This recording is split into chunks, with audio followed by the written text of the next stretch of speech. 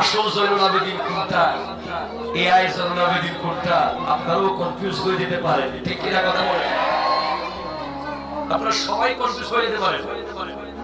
প্রযুক্তি যত আধুনিক, ফিতনা তত বেশি। ঠিক কিনা কথা বলেন? দুনিয়া যত আপডেট, ফিতনা তত বেশি। দুনিয়া যত স্মার্ট, ফিতনা তত বেশি।